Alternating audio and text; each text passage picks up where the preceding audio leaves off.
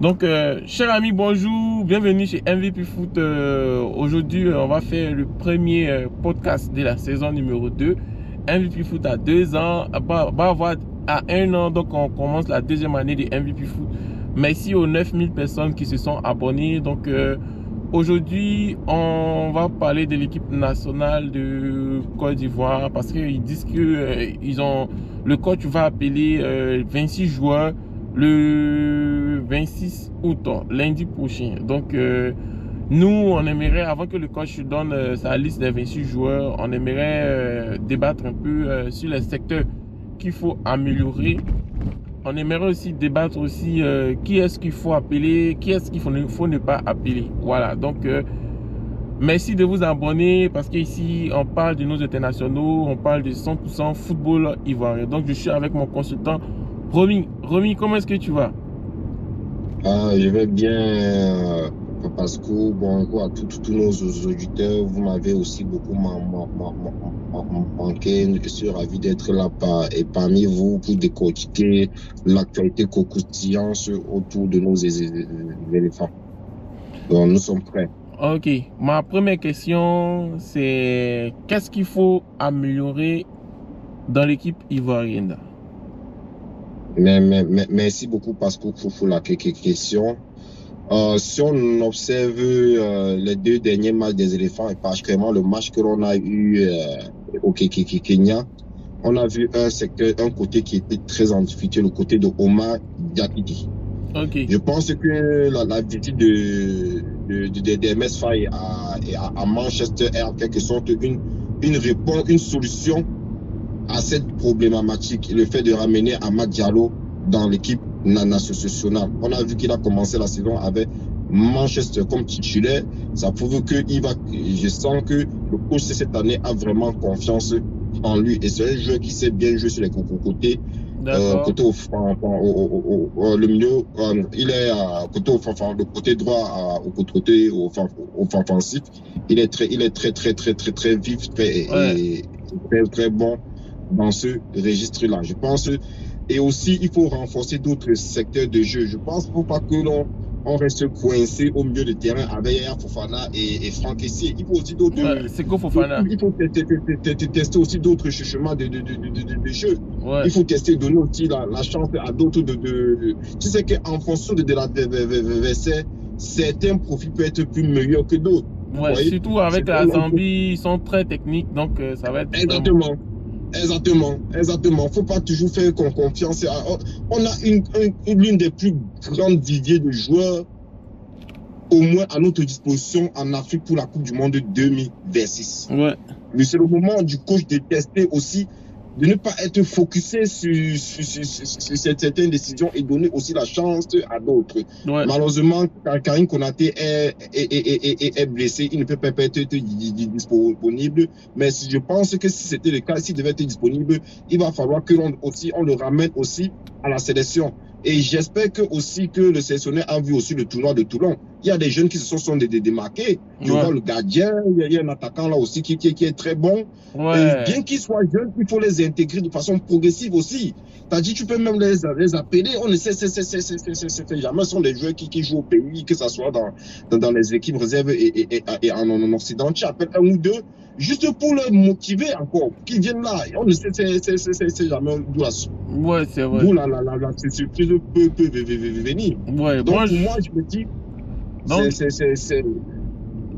le premier point il faut régler le côté de Omar Diakité. Je pense que la solution sera avec Amad Diallo.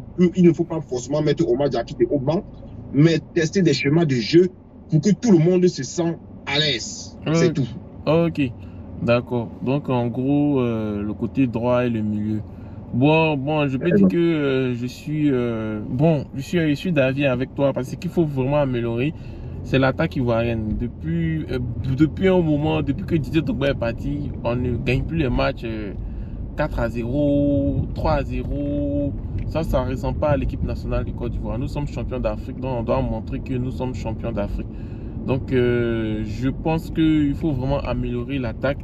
Il faut avoir des ailiers qui jouent pour l'attaquant. Ça c'est mon souhait.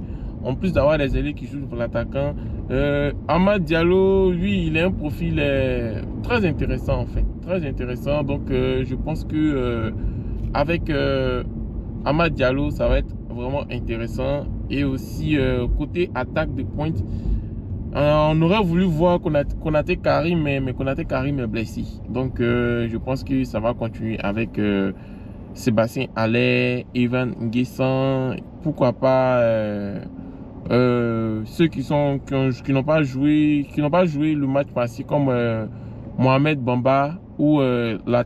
Voilà, donc ça c'est le côté attaque qui sont là. Et puis le milieu de terrain, il faut faire appel à beaucoup de milieux quoi. À les milieux, il faut tester de nouvelles choses, pas un milieu à 4, un milieu à 3. De toute façon, c'est lui qui est le coach, c'est lui qui a passé le test pour le coach. Donc nous on ne fait que le suggérer. Voilà. Donc avant de continuer, je vais dire à ceux qui regardent de vous abonner en fait, parce que abonnez-vous, ça nous aide aussi pour le référencement. Donc abonnez-vous, comme ça, là, nous motiver à faire beaucoup plus de vidéos. Et j'ai une question pour Romy. Concernant les gardiens, est-ce que le trio des gardiens qui est Yaya Fofana, Ismaël Koné et Badra Ali doit être toujours reconduit? Non, moi, Yaya Fofana, il n'y a aucun doute que c'est notre gardien numéro 1. Il n'y a pas de problème avec c'est là. Je n'ai pas aussi de problème avec Badra Ali, mais je pense qu'il doit au moins avoir 2 permanents et un qui revient de temps en temps pour donner aussi la chance à d'autres joueurs. Il y a un gardien là qui s'est démarqué lors du tournoi de Toulon. Ouais, le jeune gardien de 17 ans. Exactement, on peut lui donner sa chance pour qu'il vienne en numéro 3 de temps en temps. Juste pour qu'il s'imprègne progressivement de la chaleur de l'équipe nationale Fagnon. Donc pour moi, je pense que on doit avoir un gardien numéro 3 un peu rotatif en fait. Et avoir deux gardiens qui sont vraiment permanents.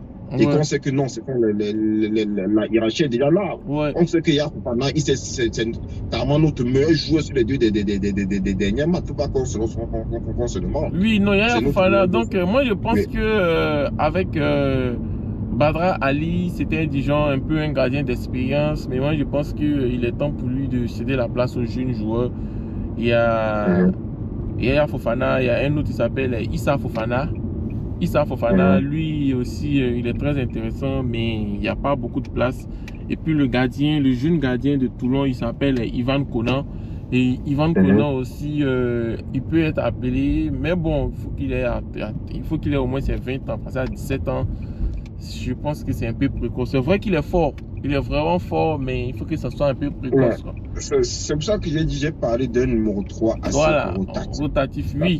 Donc, pour un rassemblement, il peut être là. Pour un autre rassemblement, c'est un autre gardien. Lui, c'est le temps de tester vraiment chacun, donner l'opportunité à chacun de découvrir l'équipe nationale Fagnon. Puisque, donc c'est comme ça que dans ce sens-là que mais sinon, déjà, on a quand même 2 gardiens permanents. Donc, on est déjà la hiérarchie. Bon, et de rester là, je fais confiance au coach pour prendre les meilleures décisions par rapport à cela. Ok, ça marche. Donc, cher ami, je pense que on doit améliorer l'attaque et le reste là, un peu le milieu. Donc, nous allons mettre. Sans vouloir te couper la parole, Pascal, mais sincèrement, ce qui m'inquiète, je sais qu'il y a beaucoup de fans de Sébastien Haller parmi nos auditeurs, mais je ne suis pas contre Sébastien Haller. Mais il faut qu'il y ait une alternative à Sébastien Haller. Oui. Il faut une alternative parce qu'on ne peut pas continuer comme ça. Ouais. Il faut une alternative. Je ne sais pas. Oui, non. On va faire une vidéo concernant le Sébastien Haller. Vraiment, quelle alternative qu'il y a pour Sébastien Haller. Nous allons faire et puis nous allons vous revenir. Donc, chers amis, ça commence. C'est le premier podcast de la. Comment on appelle? De la saison de MVP Foot. Donc, on va vous revenir avec d'autres podcasts. Donc, merci de vous abonner et puis nous allons vous revenir.